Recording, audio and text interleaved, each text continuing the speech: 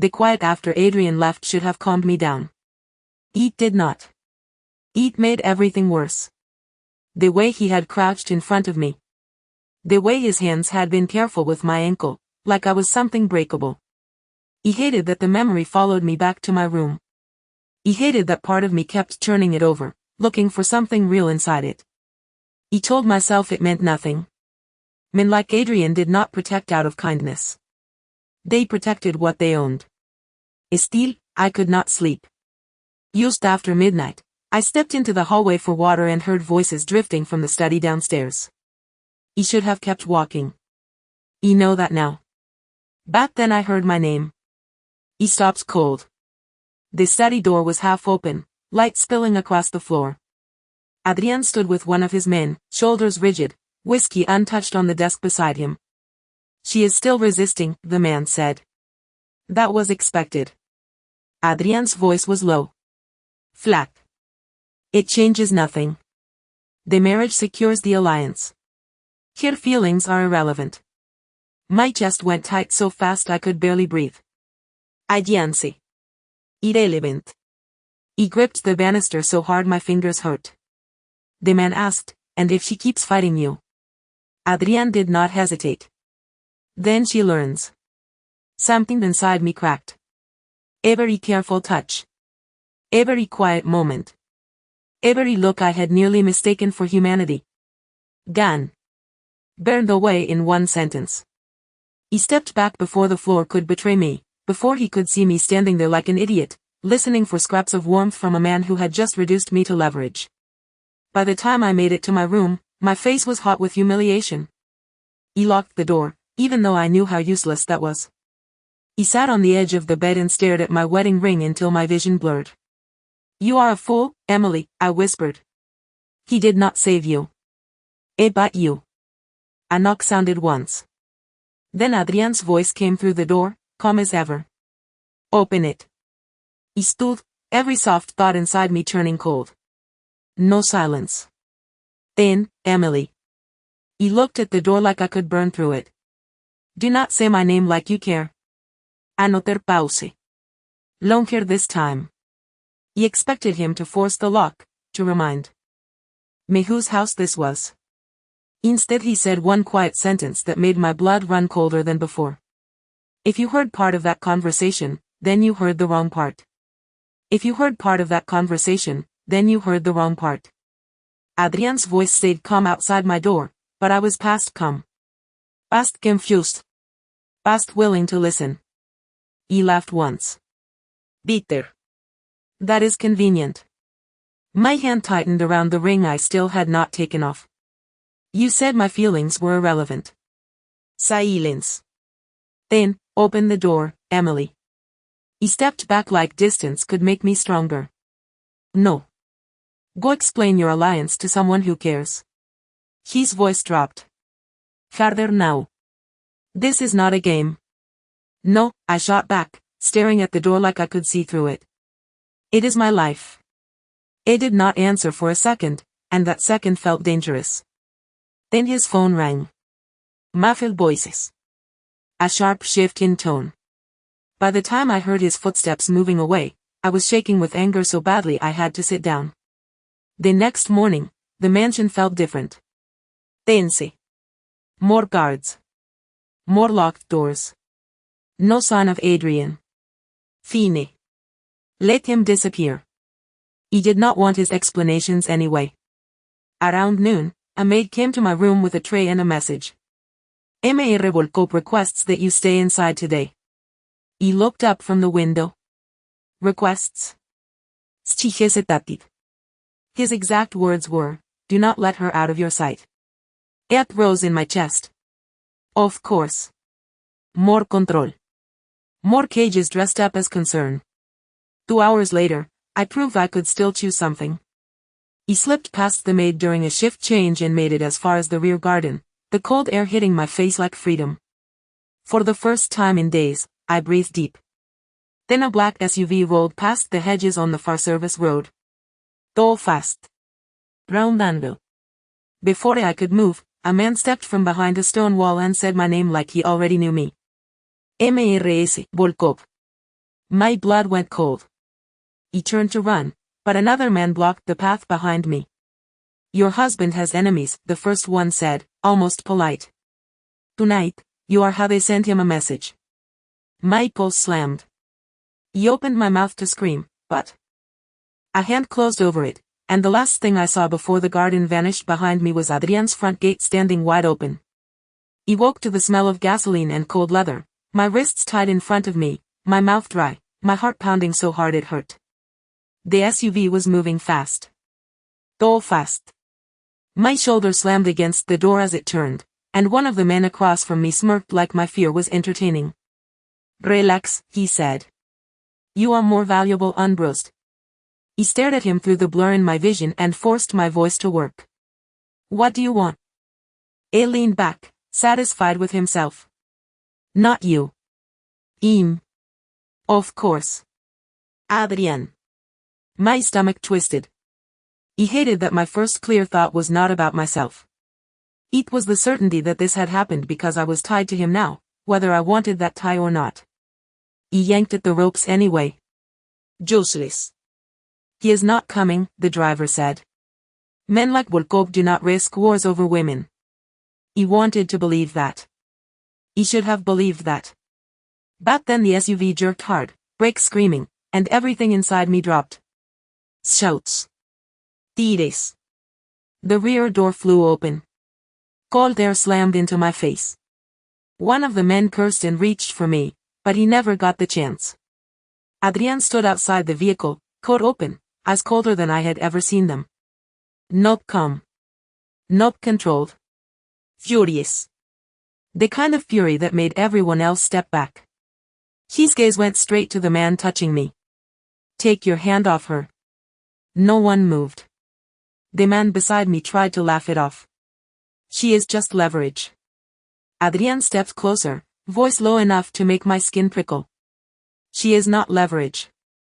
Then his eyes cut to mine, and whatever I saw there hit harder than fear. Peseschin. Relief. Raj. All at once.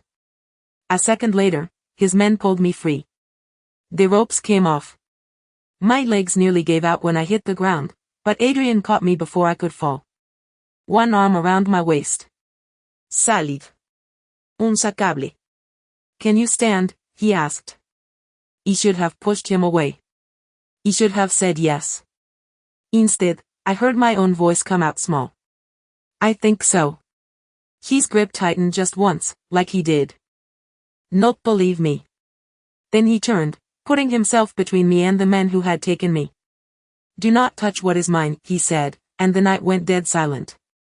It got me into another car minutes later, his hand never leaving my back, his jaw locked so tight it looked painful. I sat there shaking, staring at him, trying to understand what I had just seen. A man does not look like that over a contract. A man does not sound like that over an alliance. Adrian finally looked at me, breathing hard, control still not fully back in place. And for the first time since this nightmare began, I was not just afraid of him. He was afraid of what it meant that he had come for me at all. The ride back to the mansion felt longer than the kidnapping. Adrian sat across from me this time, not beside me, but the space between us still felt charged. He could not stop replaying the way he had looked at those men. The way he had said mine like it was not strategy. Like it was instinct. He folded my shaking hands in my lap and forced my voice steady. You came. His has lifted to mine. Of course I came. The answer hit too fast. So certain. He hated how much that certainty unsettled me. Why? He asked. Do not say alliance. Do not say leverage. He heard enough of that. His expression hardened. For a second, I thought he would shut down again. Then he said, because they took what was under my protection. Protección. Not love. Not care. The word should have made me feel safer. Instead it made everything more complicated. When we reached the mansion, the gates closed behind us with a metallic finality that seemed louder than before. Adrian got out first and waited. He stepped onto the gravel on my own, but my legs were still weak. He noticed. Of course he noticed. You need rest.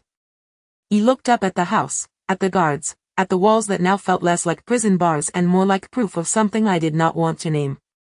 This is not rest, I said quietly. This is captivity with better lighting. His face hardened, not cruel, just resolved. Call it whatever you want. You are not leaving this property again without me. Anger flared through the fear. You do not get to decide that. It took one step closer. I do now. The words should have made me fight harder.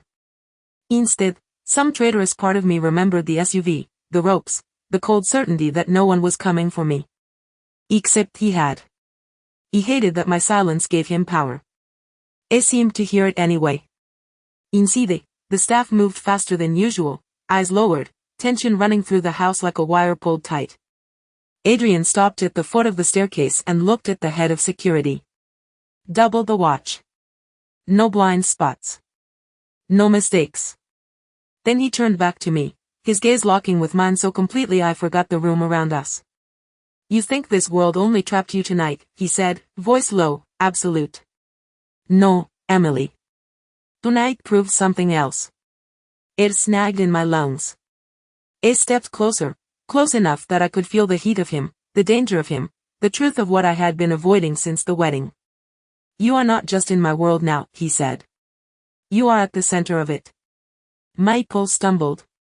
He should have stepped back. He should have said I wanted out. Instead I just stood there as his next words sealed around me like a lock. And from this moment on, Adrian said, colder than the iron gates outside, you do not leave my sight. From this moment on, you do not leave my sight. Adrian's words followed me into the next morning like a lock clicking shut. He thought he meant guards. Cameras. Another layer of control wrapped around the mansion. He was wrong. I meant him. By 10 o'clock, I was standing in a dressing room off the east wing while two women zipped me into a cream cashmere dress I had not chosen. What is this for? He asked, already tired of hearing my own anger bounce off expensive walls. One of them glanced at the other. Adrian Volkov. He almost laughed. I am not attending anything. The door opened behind me. Adrian stepped in, dark suit, colder eyes, phone in one hand. Yes, you are. He turned to face him, pulse kicking hard. You said I would not leave your sight. You did not say you were turning me into a prop. Ended the call and slipped the phone into his pocket. Today, you are my wife in public. Act like it. It rushed up my throat. I did not agree to that. He walked closer, close enough to make refusal feel smaller. You agreed the moment you signed. The luncheon was worse than the ballroom because this time I knew exactly what it was. A performance. Wipes in tailored silk. Men with polished smiles and sharp eyes. Old money. Political money. The kind that shook Adrian's hand while measuring me like a risk. I kept one hand at my waist as we moved through the room, light enough to look elegant, firm enough to remind me I was being placed. Introduced. Displayed. Mrs. Volkov has had a difficult adjustment, he said smoothly to a silver-haired hood his wife. She is learning. He felt the words like a slap hidden inside a smile. He looked up at him. Me. His thumb pressed once against my side, warning or reassurance. He could not tell. Do not start, he murmured. He smiled for the room and wanted to scream. Halfway through the meal, a younger councilman leaned toward me while Adrian was briefly pulled aside.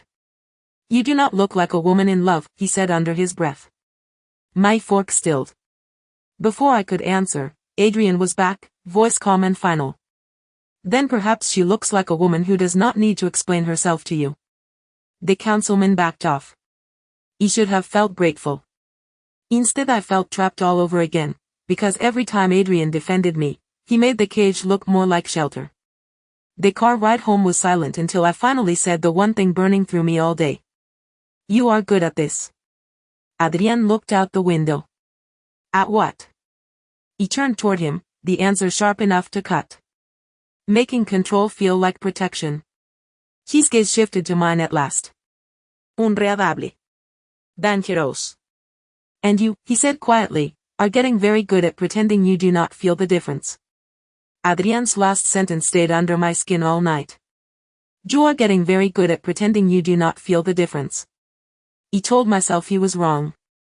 I told myself the heat in my chest was anger, nothing more. The next afternoon, he took a call in the library and left me on the terrace outside, surrounded by clipped hedges and white stone that looked too perfect to be real. I welcomed the silence until Eamon's voice broke it. You must be Emily. He turned and found a stranger about my age, broad-shouldered, clean-cut, the kind of man who looked safe on purpose. A offered a small smile. Ethan Mercer. I handle some of Adrian's legal work. He did not take the hand he offered, but I nodded. Nice to meet you. He softened in a way I had not seen in this house. Woman. Un calculated. I have been meaning to say this for days, he said. You do not have to look so terrified every time someone speaks to you here. The kindness hit harder than it should have. My guard slipped for one careless second. That obvious? He asked. A gave a quiet laugh. Only to someone paying attention. Something in me loosened. Not trust. Just relief. A normal conversation. A voice that did not feel like a command. Then Ethan leaned one forearm against the stone railing and lowered his tone. For what it is worth, not everyone in Adrian's world is blind. Some of us know you never chose this. My breath caught. And what exactly do you think you know? Adrian's voice cut across the terrace before Ethan could answer. Cold. Sharp. Final. He turned too fast. Adrian stood in the doorway, one hand still holding his phone, his expression controlled in the dangerous way I was beginning to recognize. Ethan Stratton. We were talking. Adrian stepped closer. I can see that. The air changed instantly. Heavy. Ethan kept his ground, but I saw the shift in his jaw. Even he felt it. Adrian's gaze moved to me, then back to Ethan. You are here to review contracts, Mercer. Not my wife. The words landed like a door slamming shut. Ethan's face tightened. I was only being polite. Adrian's answer came smooth and merciless. Then let me be clear. You do not need to be.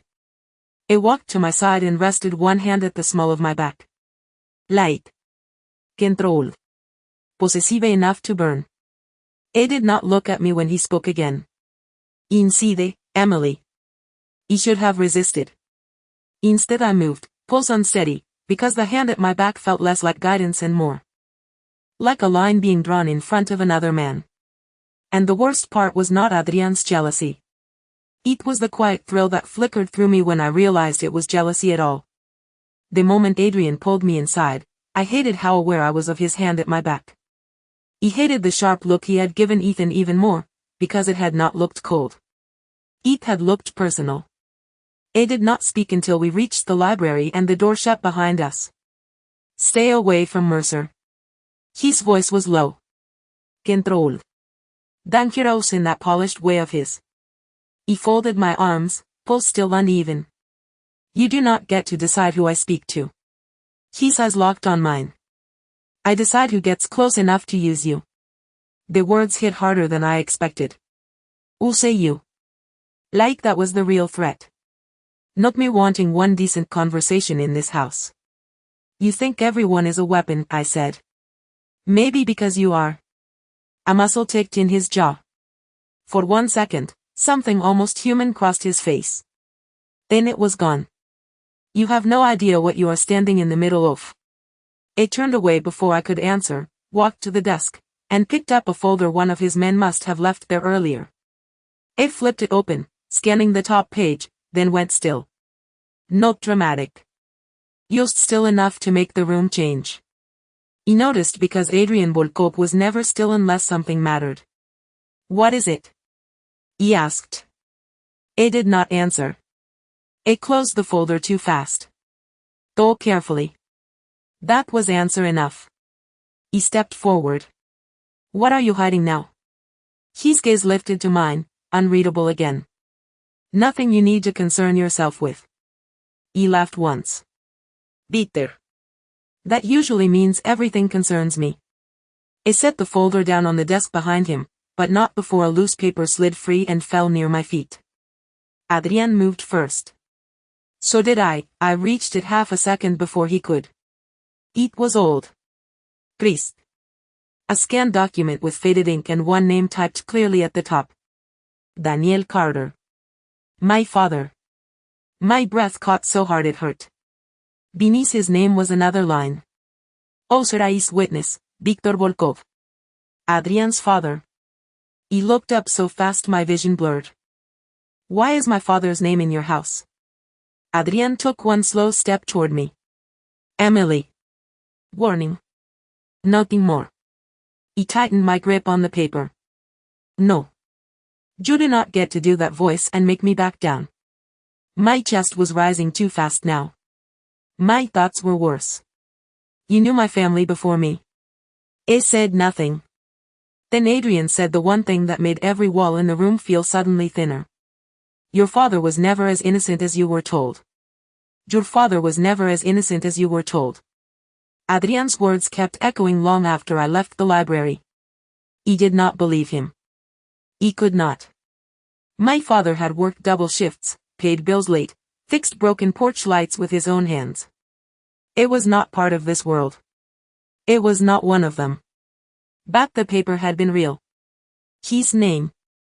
Adrian's father's name. A link I had never known existed. By midnight, the mansion felt smaller than ever. Every hallway looked staged. Every locked door looked personal. He sat on the edge of the bed, staring at the paper I had stolen and folded into my sleeve before Adrian could take it back. I had secrets. About my father. About me. About why this marriage happened. And suddenly staying here felt worse than fear.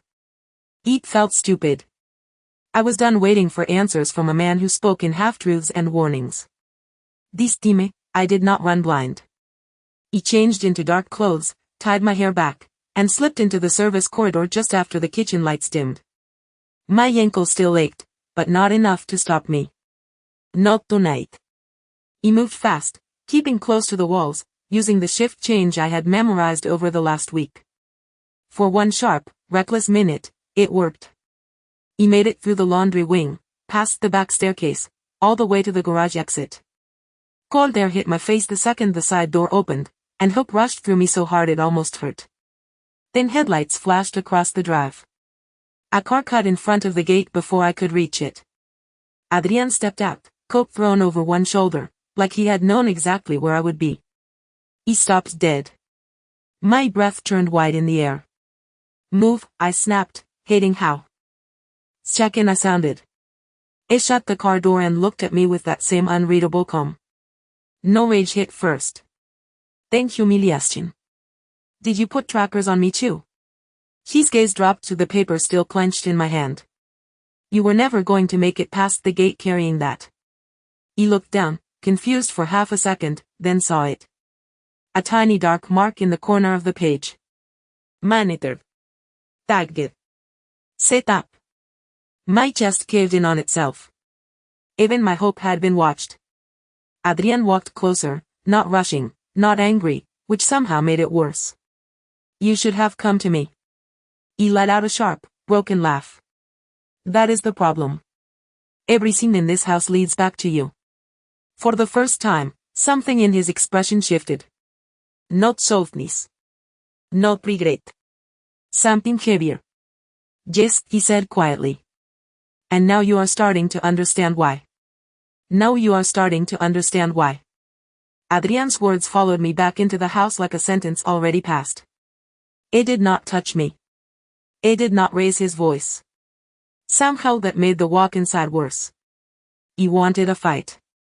He wanted something loud enough to match the humiliation burning through me. Instead, he handed the folded paper to one of his men without even looking at it and said, "Burn every duplicate." Then he looked at me. Take Mrs. Volkov's phone access, gate clearance, and staff privileges. Effective now. He stopped in the middle of the foyer. What? My voice cracked with disbelief. You are punishing me. Adrian's expression did not change. I am removing opportunities for you to make reckless decisions. The difference in wording hit like a slap. He took one step toward him, furious. You watch me, lie to me, turn my own hope into a trap, and now you want to call this protection. His eyes held mine. Cold. Steady. Call it survival. By morning, the punishment had settled into the walls. The maid who usually brought breakfast would not meet my eyes. The doors on the west wing no longer opened for me. Even the garden terrace was locked. He felt it in every small thing. No one denied me rudely. No one had to. They had Adrian's orders, and his orders moved through the house like weather. Invisible. Absolute. At lunch, he marched into his study without knocking and found him at the window, reading reports as if he had not just reduced my world to 3 rooms and a hallway. Look at me, I snapped. He set the papers down slowly. I am looking at you. My chest rose fast. You do not get to cut me off from everything because I want the truth. He came around the desk, not rushing. No, Emily. He cut you off because every time you run toward the truth without understanding it, someone else gets a weapon. The words landed hard because part of me knew he believed them. He hated that. He hated more that he might be right. You could have told me about my father. His mouth set into a hard line. Not yet. That is not your choice. It became my choice the day you married me. Silence crashed between us. He stared at him, at the man who could rescue me from strangers and still make me feel smaller than anyone ever had. When I finally turned to leave, his voice stopped me at the door. Low. Even. Cruel in its restraint. You want honesty? Fine. Earn enough patience to survive it. He froze, hand on the handle, rage and hurt tangling so tightly I could barely breathe. Because that was the worst part of Adrian Volkov's punishment. It did not have to lock me in a room. It just had to make me feel that every answer I needed was one step away from me, and entirely in his control. Adrian's last words should have made me hate him more. Instead they stayed with me all day, sharp and impossible to ignore. Every answer I needed was in his hands. Every choice I made still seemed to circle back to him. By evening, the storm rolled in hard, rain striking the windows like thrown gravel, the whole mansion dim under flashes of lightning. He had not eaten much. He told myself it was anger. By the time the lights flickered once, then died completely, my headache had become a dull pulse behind my eyes. The backup generator should have kicked on. It did not. The house went still in a way that made my skin prickle. A few seconds later, there was a knock at my door. Emily. Adrian. Of course. He opened it because the dark suddenly felt larger than my pride. He stood there holding a battery lantern, his white shirt rolled at the sleeves, the hard lines of him softened by low light I did not trust. The storm took out the main line, he said. Come downstairs. It is warmer by the fireplace. He should have refused. Instead I followed him to the study because the rest of the house felt too empty, and because I was tired of fighting every single thing. The fire was already lit. Gold. Quiet. Woman. Adrian set the lantern down and handed me a mug of tea like this was something ordinary people did. He stared at it. Do all prison wardens serve chamomile now? He almost smiled. Almost. Only to difficult wives. The answer caught me off guard enough that I actually took the mug. It seeped into my hands. Into the silence between us. Rain battered the windows. Neither of us spoke for a while. Then Adrian looked at the fire and said, You think I keep everything from you because I enjoy power. He lifted my gaze. Do not tell me you do it for my own good. His jaw tightened, but his voice stayed low. I do it because once you know certain things, you cannot unknow them. And people die over them. The room went quieter than the storm outside. He swallowed. Was my father one of those people? Adrian turned to me then, fully, and something in his face shifted. Not cold. Not guarded. Tired, maybe. Honest in a way I had not seen before. Emily, he said, my name rougher than usual, if I could have kept you far away from all of this, I would have. He forgot to breathe for a beat. The words hung there between us, softer than a confession and somehow more dangerous. It took one step closer. He did not move. Then why didn't you? He whispered. For one suspended second, I thought he might answer with the truth. His hand lifted like he meant to touch my face. Then the study door burst open, and one of his men stepped in, soaked from the rain. "Sir," he said tightly, "we found another message. This time, it mentions her by name." "Out," Adrian said the second his man finished speaking. The room emptied at once, but the air did not. It stayed tight. Charred. Adrian reached for the folded note in the man's hand, read it once, and every trace of softness vanished from his face. He set the mug down too hard. "What message?" It did not answer. It moved straight to the desk, opened a locked drawer, and pulled out another file. Sicker this time. Older. My pulse started climbing before he even looked at me. "Adrian." My voice came out sharper. "Do not shut me out again." It held the file for one long second, then made a choice I could see cost him. It walked back to me and set it on the coffee table between us. "Read the first page."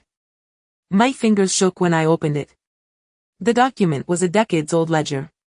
Names. Datis. Transfers. Protection agreements. He scanned too fast at first, not understanding, until one line stopped me cold. Daniel Carter. Operación en liaison. My father's name blurred, then sharpened again. Beneath it were references to shipments, safe houses, and a coded payment structure linked to the Volkov organization. He looked up so fast my neck hurt. "This is fake." Adrian's voice stayed low. "It is authenticated." He pushed the file away like it could burn me. "No. My father fixed boilers. He coached Little League. He forgot birthdays and overcooked pancakes. It was not part of this." Adrian crouched in front of me, not touching me, forcing the truth into my line of sight anyway. Both things can be true. My chest tightened so hard I could barely pull in air. Why did he never tell me? Adrian's gaze held mine, steady and brutal. "Because he got out before you were old enough to understand what he had been." Rain hit the windows harder. He heard it and did not. He looked back at the file, at the proof I did not want, and something in my past began to tilt. "Got out?" he whispered. "From what?" Adrian stood slowly.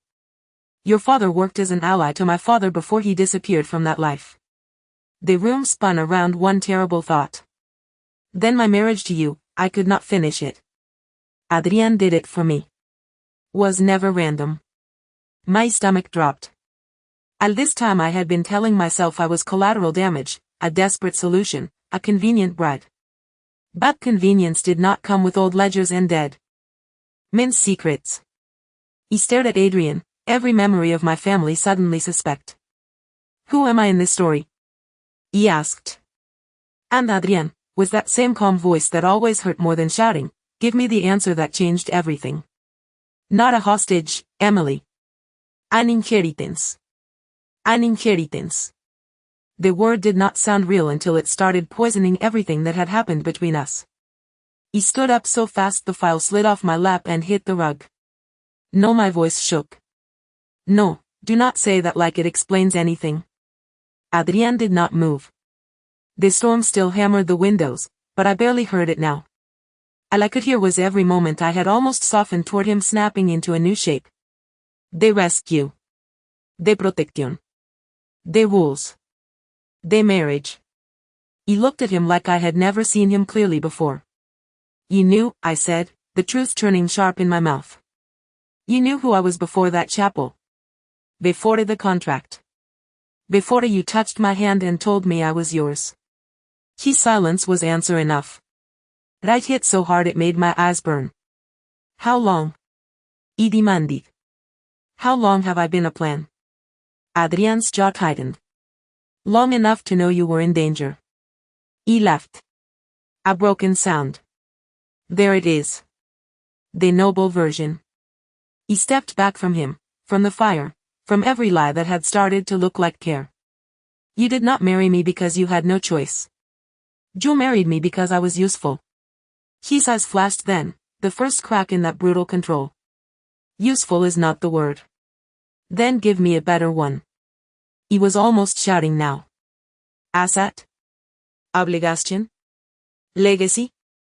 Tell me which one hurts less. It took one step toward me. Emily. Do not. He threw my hand up between us. Do not say my name like you did me a favor.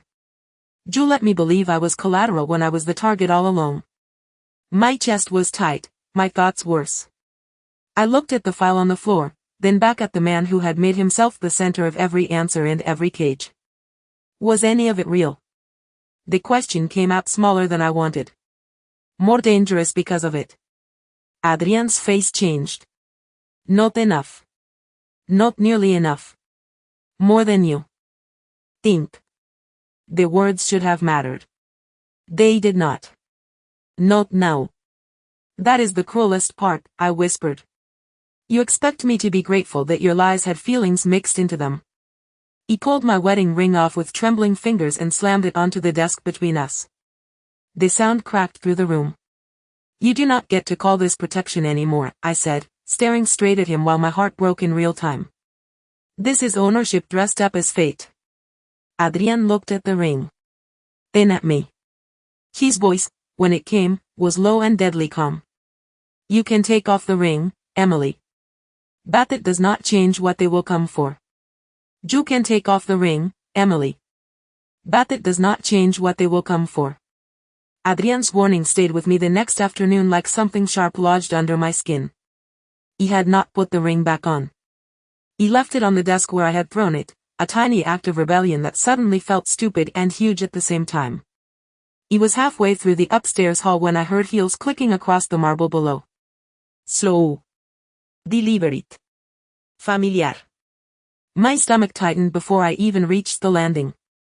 Vanessa Hale stood in the foyer in a cream coat and a smile that looked almost gentle from a distance. Almost.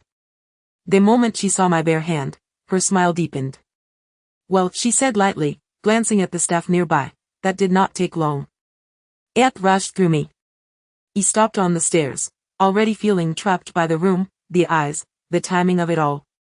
Why are you here? Vanessa tilted her head like I was asking the wrong question. To check on Adrian, of course. When men make reckless emotional decisions, someone has to clean them up. The insult landed exactly where she meant it to. Not just at me. Around me. A few staff members turned away too quickly.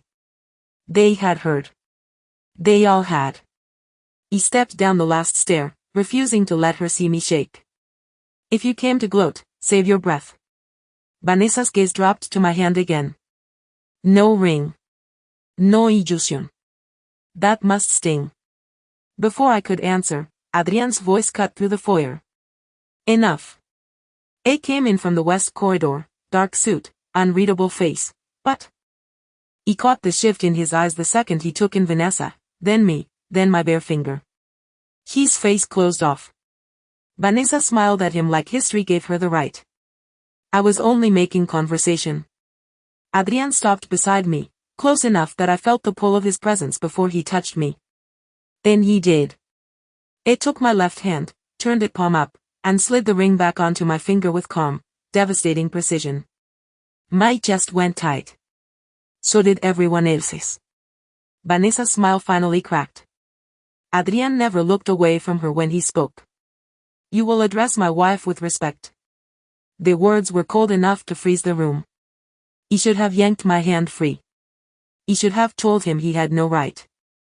But the ring was already back where it had been, warm now from his fingers, and the humiliation of that hit almost as hard as the strange, traitorous flicker in my chest. Vanessa's eyes narrowed, all polish gone. Careful, Adrian, she said softly. Claiming her that publicly will force old enemies to move faster. Adrian's hand tightened around mine once. Final. Possessive. Then he said the one thing that turned the whole room into a threat. They already have. They already have. Adrian's words stayed in the foyer long after Vanessa's smile disappeared. She left without another word, but the damage was done. The staff had seen him put the ring back on my finger. They had heard the warning in his voice. They had watched me stand there and let it happen. The humiliation burned all the way upstairs. The second his hand left mine, I pulled away. Do not do that again. My voice came out low and sharp. Adrian followed me into the corridor, calm as ever, which only made me angrier. Do what? He stopped so fast he nearly walked into me. Use me to make a point.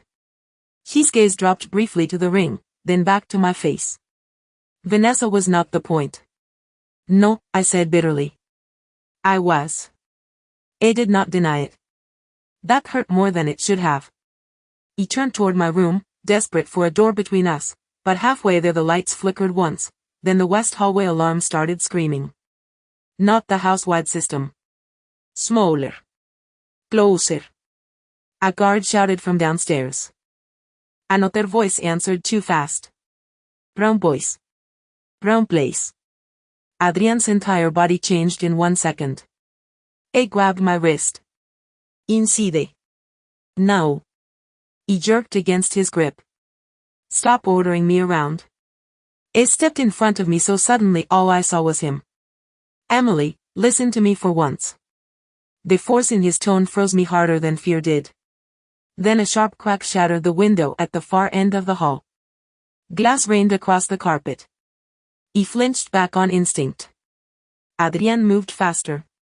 One arm around my waist, the other shielding my head as he drove us both behind the wall beside my bedroom door. My heart slammed so hard I could barely hear.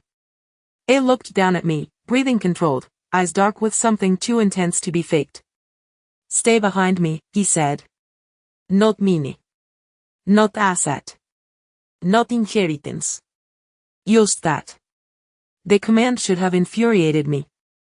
Instead it cut straight through the panic because he had not hesitated. Not for image. Not for strategy. For me. Min's footsteps pounded somewhere below. Orders flew through the house.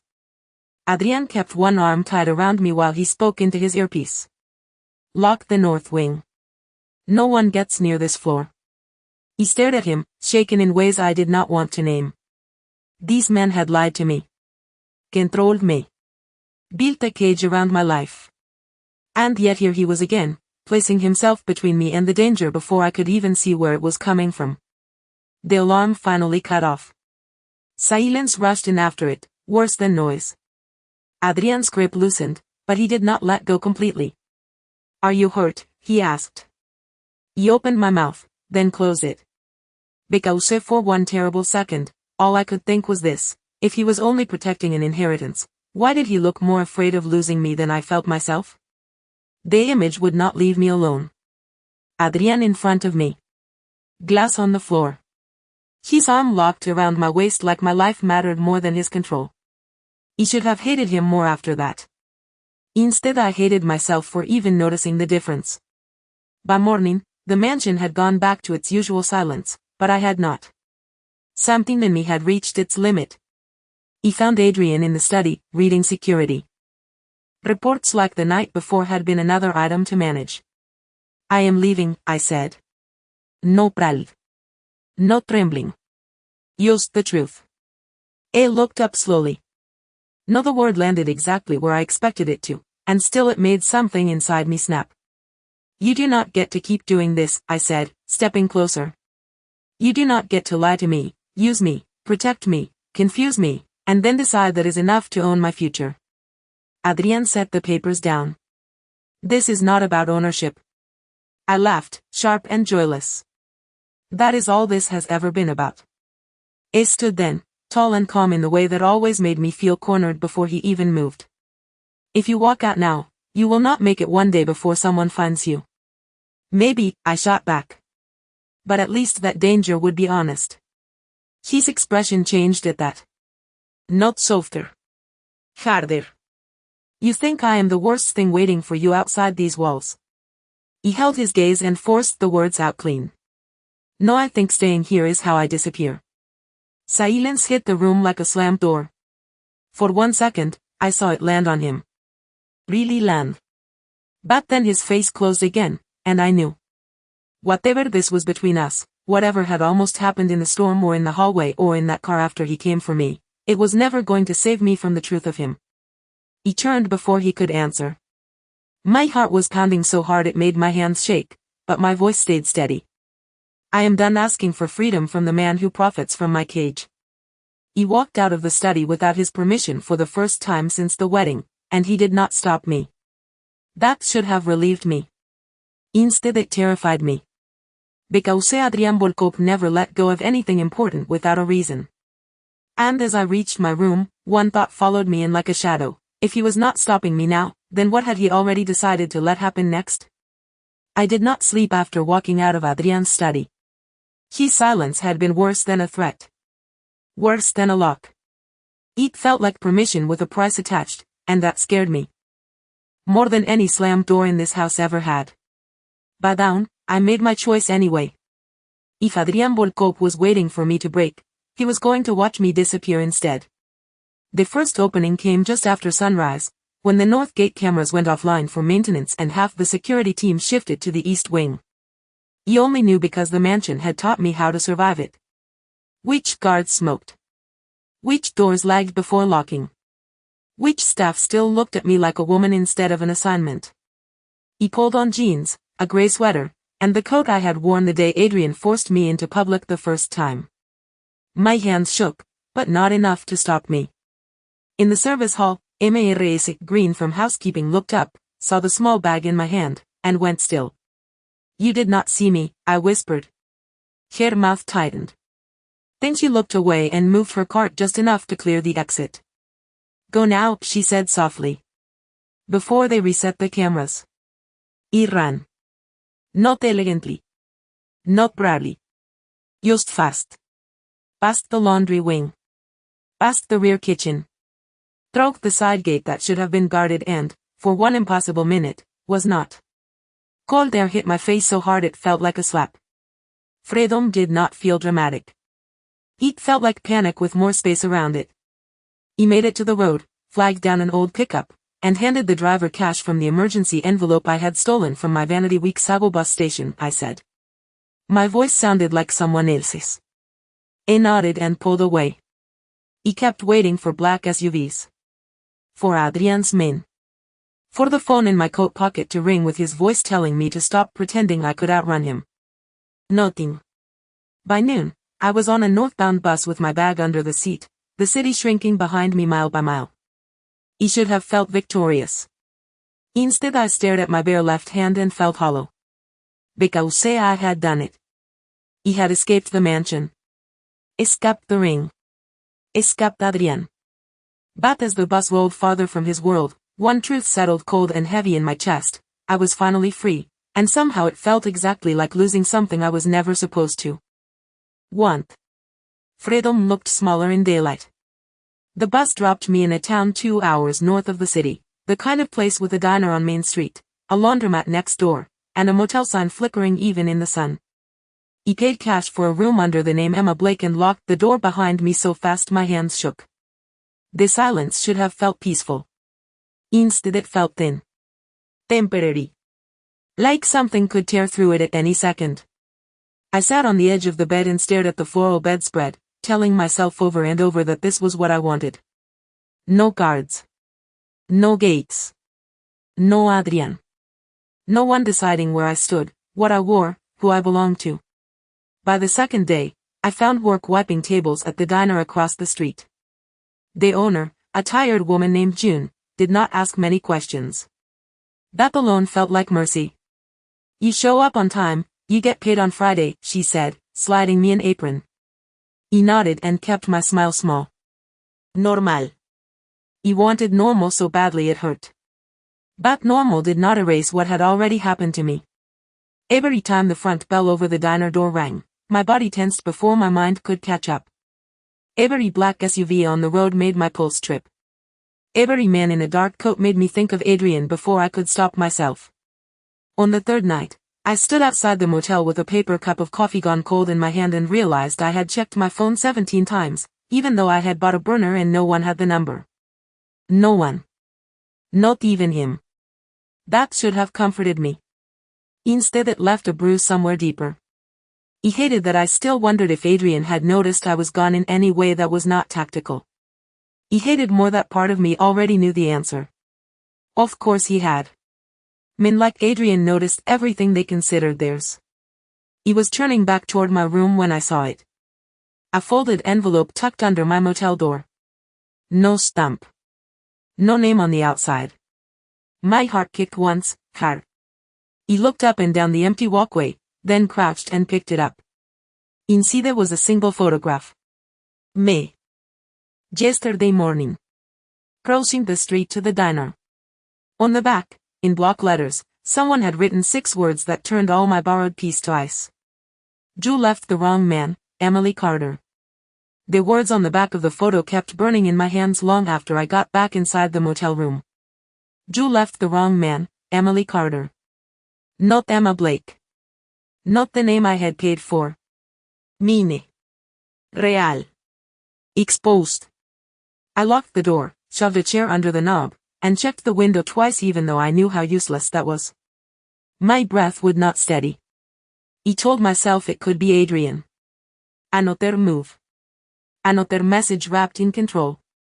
But something in the lettering felt wrong. Too slappy. Too eager. Adrian never shouted when a whisper would do more damage. By morning, I was already packing. Jule frowned when I handed back the diner apron. You quitting after 3 days. I forced my voice flat. Family emergency. She studied me for a second too long. You got someone picking you up. My stomach tightened. No, she nodded slowly, but I could feel her concern following me out the door. The motel parking lot looked ordinary. A faded soda machine. A pickup with rust on the bumper. A man in a baseball cap leaning against a dark sedan across the street. I looked away the second I noticed him. My pulse kicked hard. He turned in the opposite direction and kept walking, bag tight in my hand, head down, every nerve firing. At the bus station, the line moved too slowly. A toddler cried near the vending machines. A television muttered weather updates overhead. Normal sounds. Round day. He bought a ticket south under another fake name and kept scanning the room. Then my burner phone buzzed in my pocket. No one had that number. No one. My hand shook when I looked at the screen. Un cayer. He should not have answered. He did anyway. Silence at first. Then a man's voice, low and amused. You should not travel alone, Emily. Issa flooded my chest. Who is this? A quiet laugh. Not your husband. He spun, searching the station, but all I saw were strangers and one man in a baseball cap stepping through the front doors. How do you know where I am? Anoter pause. Then, because he is. Not the only one who knows what you are. The line went dead. My bus had not even arrived yet, but suddenly the station felt too open, too exposed, too late. He backed toward the exit, heart pounding, and that was when a black SUV pulled up to the curb outside. Not one. Two. You are coming home. Adrian's words sat between us for the entire drive back like a lock snapping shut. He stared out the tinted window and refused to look at him, because I already knew what would happen if I did. He would see that same impossible mix in his face. Anger. Relief. Beseschin. And I was too tired to survive what that did to me. The SUV rolled through the mansion gates just after dusk. The second the car stopped, I reached for the handle. Adrian caught my wrist before I could move. Listen to me first. He laughed once. Drai. Rek. That is rich coming from a man who built our entire marriage on missing information. His grip loosened, but he did not let go. The men at that station were not mine.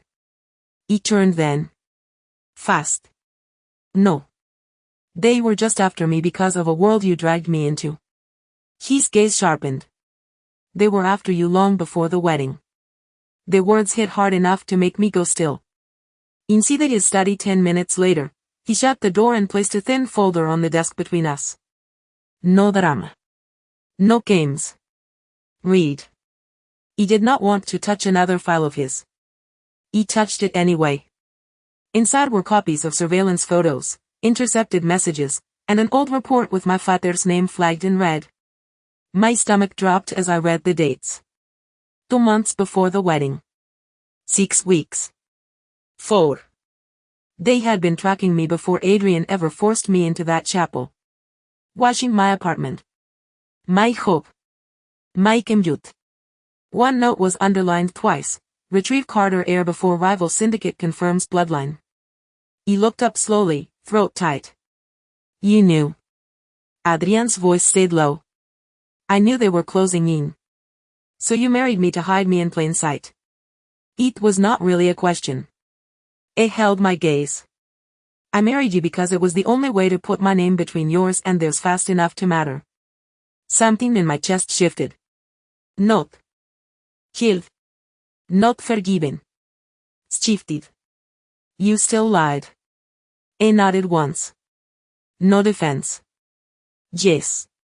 He swallowed against the heat building behind my eyes. You still made me feel like a prisoner. Distime, his answer came rougher. More honest. Because if you had understood how many people wanted access to you, you would have run sooner. And I could not let them get there first. Silence filled the room. Heavy. Breathing. Real. He stared at the papers again, at the timeline, at the brutal shape of a truth I had never considered. Adrian had not created the danger. It had intercepted it. In the stillness, he stepped closer, not touching me, his voice lower than I had ever heard it. Hate me for the cage if you need to, he said. But understand this, Emily. The door was never locked to keep you from living. It was locked to keep them from taking you alive. The words stole my breath. The room tilted around that sentence. Because for the first time since the wedding, I could see the outline of something worse than Adrian's control. And something more dangerous than my anger. He looked up at him, shaken all over again, and realized the question between us had changed. Not whether he had trapped me, but whether I had ever truly understood what had been waiting outside his arms all along. The truth Adrian gave me should have settled something. It did not. It only changed where the fear was pointing. By morning, the mansion was moving at a different speed. More men in the halls. More voices in low, clipped tones. He stepped into the study doorway and found maps spread across the table, folders open, red marks circling roads and warehouses I had never seen. Adrian looked up immediately. You should not be in here. He almost laughed. That line expired when I became the reason everyone in this house stopped sleeping. His jaw tightened, but he did not argue. Good. He walked to the table and looked down at one of the photos. A man getting out of a sedan near the bus station. The baseball cap, the same one from yesterday. My stomach turned cold. That is him. Adrian's eyes sharpened. You are sure? He pointed to the left wrist in the photo. He had the same watch. Silver face. Scratched. Band. One of Adrian's men leaned over the image. That gives us the dock route. Adrian looked at me then, something intense and unreadable passing through his expression. Go upstairs. He held his gaze. No, the word surprised both of us. He felt it. But I did not take it back. I am done being moved from room to room while everyone else decides what my life means. Adrian stepped closer, voice low. This is not a place for proving a point. I am not proving a point, I said. I am giving you one. They are using my name. My face. My bloodline. Stop telling me to hide from a war that is already standing in my skin. Silence hit the room. Heavy. Washing. Then Adrian exhaled once, slow and controlled, and turned one of the maps toward me. The man from the station is tied to a broker named Sal Romano. Romano moves information and people. If he confirms your identity to the rival syndicate, this ends badly. He looked at the route lines, the marked warehouse, the time noted in black ink. Fayad was there. So was something harder now. Then we do not let him confirm it. Adrian's gaze locked on mine. For the first time, He was not shielding me from the strategy. It was weighing me inside it. You stay with me, he said. Not an order this time. A condición. He nodded once. I stay with you. One of his men left to mobilize the convoy. The room shifted into motion around us, but the space between Adrian and me stayed still. Tense. Real. Different. It reached for my hand, not to claim it, not to display it. Used to anchor me before the next storm broke. Once this starts, he said quietly, there is no halfway. He looked at him, at the man who had caged me, protected me, lied to me, and still stood here asking me to step into the fire beside him. My pulse climbed. But I did not pull away. Then stop treating me like something to be carried, I said. And let me fight for my own name. Adrian's fingers tightened once around mine, and in that brief, dangerous silence, I saw it happen. Not surrender. Not softness. Acceptance. Stay close, he said. Tonight, we end this together. Tonight, we end this together. Adrian's words stayed in my chest the entire drive to the docks.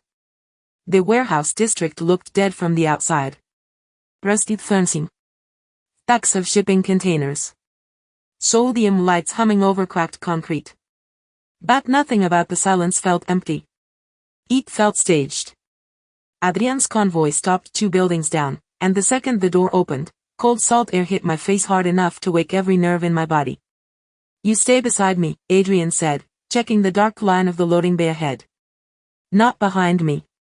Not ahead of me. Beside me. He looked at him and nodded once. Then do not shut me out when it matters. His eyes locked on mine. I will not. We moved in fast and quiet. Adrian's men spread through the warehouse in controlled lines while he kept one hand at my back, guiding but not forcing. Inside, the place smelled like dust, oil, and old secrets.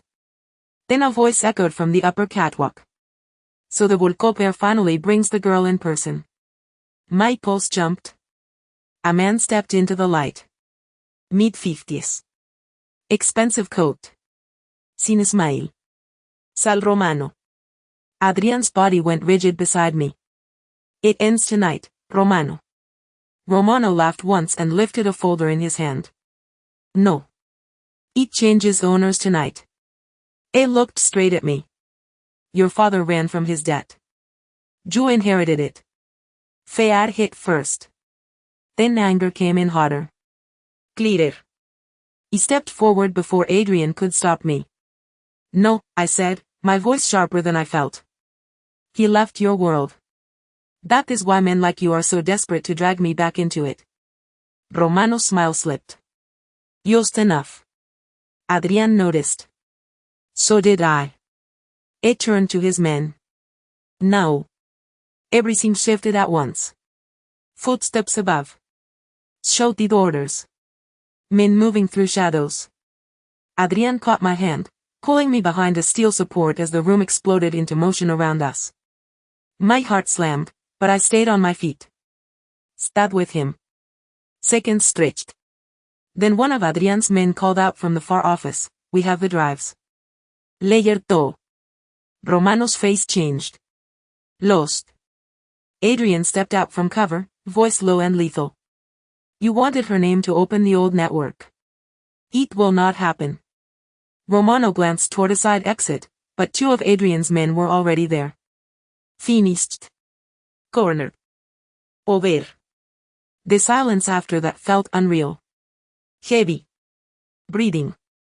Adrian turned back to me, scanning my face like he had to confirm I was still here. Are you hurt? He shook my head, breath uneven. No, his shoulders lowered for the first time all night. Just slightly. Enough for me to see it. Enough to understand what victory looked like on a man like him. Not breathe. Relief. As the evidence was carried out and Romano's operation collapsed around him, I stood in the middle of the wreckage of everyone else's plans and realized something impossible. For the first time since that chapel, the danger around my name was over. And the man standing in front of me was no longer the cage. It was the one who had broken it. The ride home from the docks was the quietest silence we had ever shared. Not hostile. Not wounded. Just full. Adrian sat beside me in the back seat, his hand resting near mine on the leather between us, not touching, not claiming, as if he understood that after everything, the smallest choice mattered most. He kept staring at our hands anyway. At the space. At the fact that for once, I did not want distance from him. Back at the mansion, the house felt different. The walls were the same. The doors were the same.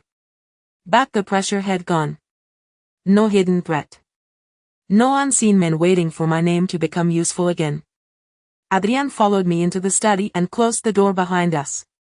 He turned before he could speak. Do not explain it away. My voice came out softer than I intended. Not tonight. His gaze held me. Steady. Tired. Honest. I was not going to. The air shifted. He took a breath that shook on the way out. At the chapel, I thought you were the worst thing that could happen to me. His expression tightened, but he did not interrupt. Good. I needed to hear this whole truth. Then every time I tried to run, you were there. Something says the cage. Something says the reason I survived it. My throat tightened. I hated you for how little choice I had around you. Adrian stepped closer, just once. And now? The question was quiet. Dangerous only because it mattered so much. He looked at him, really looked. At the man who had frightened me. Protected me, lied to me, and still stood here without armor for the first time since I had known him. Now I know the worst part was not that I could not escape you, I whispered. It is that somewhere along the way. He stopped wanting to. Something broke open in his face then. Not control. Not composure. Relief so sharp it almost looked like pain. His hand lifted slowly, giving me time to refuse. He did not. His fingers touched my cheek, warm and careful, and my eyes burned before I could stop them. Emily, he said, my name rough with everything he had never said right. I should have told you sooner. He should have done a lot of things differently. But this part has never changed. My pulse thundered. What part? His forehead rested lightly against mine, his voice barely above a breath.